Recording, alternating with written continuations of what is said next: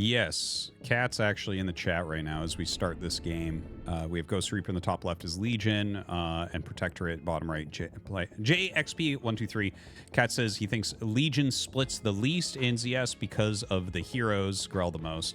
And yeah, that's always been like probably my biggest argument against heroes, is that heroes force armies to stay together because they're so strong. So it's like they help you win the big battle, and it's like, especially when they're getting experience off of everything you kill, then you basically can't really split off. Like, you definitely see that in Warcraft 3.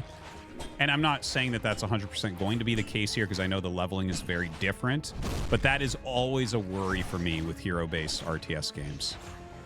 And it feels like this is a lightly hero-based game, except for Legion, but yeah, that's if you just kind of look at the theory behind it, it kind of makes sense in a way. Whereas when you don't have anything that can't die without you being terribly sad, then, you know, it looks very, very different. Now, Maran Mothership coming out very, very quickly here from Jayxp, who, by the way, is he not expanding at all? Yeah, maybe playing a little bit cheesy here. And the Inquisitress is coming up. Okay, there's the expand, but Inquisitress is literally on top of it, in like happens to be walking by as it starts. So a bit of a problem. Jayxp coming back right now. Gonna try to push her off. Dude, that is a lot of damage she's putting down. Can you actually kill this? Is that real?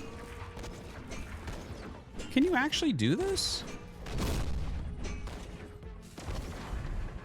Damn. Wrecked. He tried so hard. And he got so far. That hurts. So, you know, he gets enough units out and just barely at the end there ends up holding, keeps his expansion alive. And suddenly Ghost Reaper has spent a lot on that, and it hasn't really worked out. But he does go for 3 bases, like basically quicker than you get 2 bases up here for Jayxp. So kind of a big deal. Now, a couple of hover tanks come out and are going to help him out a little bit. But be careful, you don't want those hover tanks falling to creeps. That would be bad.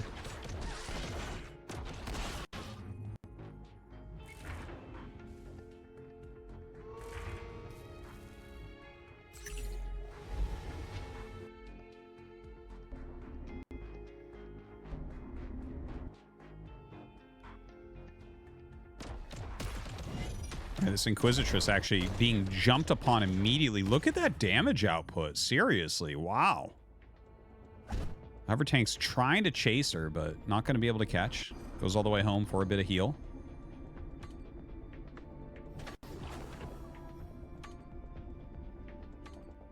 Warehouse coming up. Okay, so maybe we'll see some Exalted coming out. Could be cool.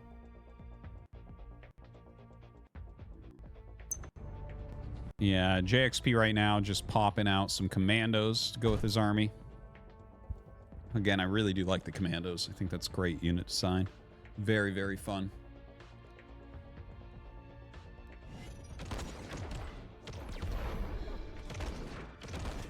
And look at this. Like, he is hunting the Inquisitress. Like, hunting. Throws on that light turret as well. Inquisitress just barely getting away. Bunch of Thrall come out. Is that going to be enough to make the difference? Yeah, gonna have to turn around. Hover tank's so fast, though. Get out of there very, very quickly.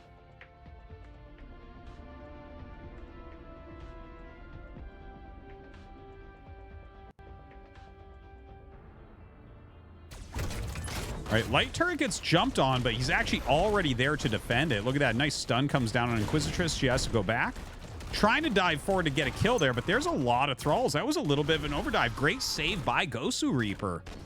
The Supermass Thrall's doing a fantastic job. Gonna pick off one of these Flux Harvesters now. Nice. Gonna slow that economy a bit. It is 3 base versus 3 base. The army is really small from Jayxp, though. Definitely want to see a bit more. Not sure what he's going to be teching to, if anything, from here. Really heavy production just on the commandos. Whereas this mass thrall stuff that we've been seeing has been very cool from Ghost Reaper.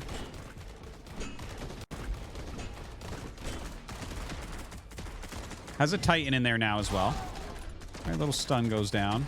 Gets some damage on Inquisitress. I don't think Inquisitress is going to fall here. She just darts by. All 3 towers taken by Ghost Reaper, though. Like, a lot more supply as well.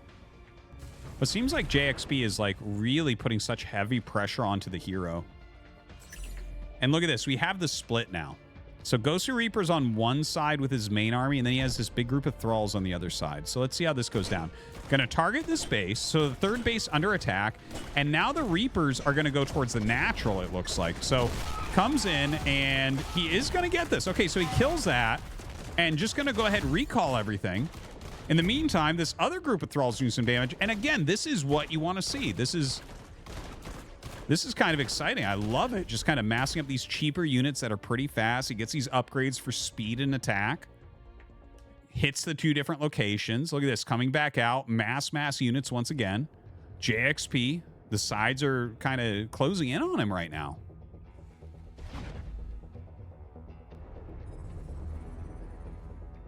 It looks like a higher quality army for sure. But is it enough? Okay, actually comes up here and kind of dives on that. Takes a bit of damage on the hover tanks. Gonna back those up. That is a lot of thralls. You definitely got to be careful here. Ooh, as the thralls actually get in range, you can see how quickly the hero gets picked off. And look at that. Saves Inquisitress at the last possible second. The rest of the units coming down to help. But these units, I don't think that these are going to deal the type of splash damage you need. Yeah, he brings down a Juggernaut, but... I mean, Juggernauts are very, very strong. Especially if they get that flame attack and the little dart forward thing. Wait, did he just run that over, or did that just happen to die as he touched it? Because if you can run things over with those, like the Command and Conquer vibes, the Tiberium Harvesters or something, that would be an interesting choice.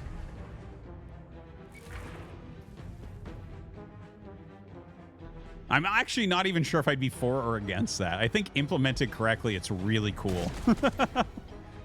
It's hard to implement it correctly. Okay, backing up right now. Another building picked off. Inquisitress somehow stays alive like always. Oh, man. That is just so many thralls right now. It seems like the thralls are just going to overwhelm. I love the mass thrall play. It's very, very cool. This feels like a good base to build off of, you know? It's like, okay, well, here's how you win with mass, like, tier 1. And you can kind of build forward from there. The fact that you can overcome so much with those. GG. Ghost Reaper ends up being the final king of the hill here today. And that is going to do it for the ZeroSpace King of the Hill. I want to give a big thanks out to the ZeroSpace team for helping us get this together. Awesome sauce and cats. Big thanks to Mapu for observing, getting the players together, all that stuff, all the production. It was fun. Okay, so just like a quick couple thoughts on the game. Obviously, the readability is a little bit off. There was a bug where the colors were the same. So that's an issue, obviously, and that's a bug specifically, but it probably needs to be addressed even more than just colors, is my guess. So the readability between which units are on which team and everything, that's definitely one. I really liked when units were being split a bit. I am worried about heroes a little bit, causing a little bit more deathballing, a little bit less splitting of units. You want an RTS to be jumping around a lot, because otherwise it loses what it really makes an RTS, I think. But I liked it. I'm really interested to see what people think looking at it. There were some FPS issues. There were some lag issues there, especially towards the end. I feel like the beginning we had like better latency and better FPS. Not sure if that's the connection. You know, Mapu's in Japan, so maybe that's part of it.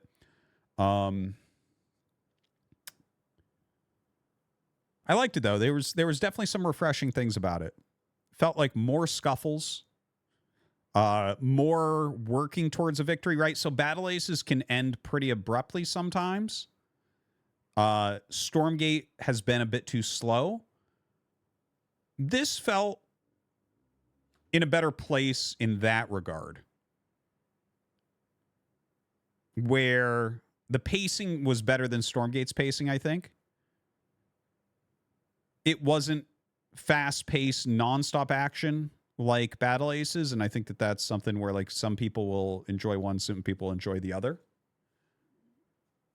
Someone says, to be honest, it looks like a 20-year-old game. Yeah, I liked that too. I only play games that are 20 years plus, so you gotta make it look like that. Yeah, I don't know. I want to see more. I want to see as it continues to improve. It felt better than the last beta. Like casting here and casting the last beta. I felt like the interactions were a bit better. The balance definitely felt a little bit better. There was like some really silly stuff happening in the last King of the Hill I did. Yeah, so those are just some brief thoughts. I'm going to think on it a little bit more, and I'll probably comment on it again after I let this King of the Hill digest. But yeah, hope you guys enjoyed, and thanks for watching that.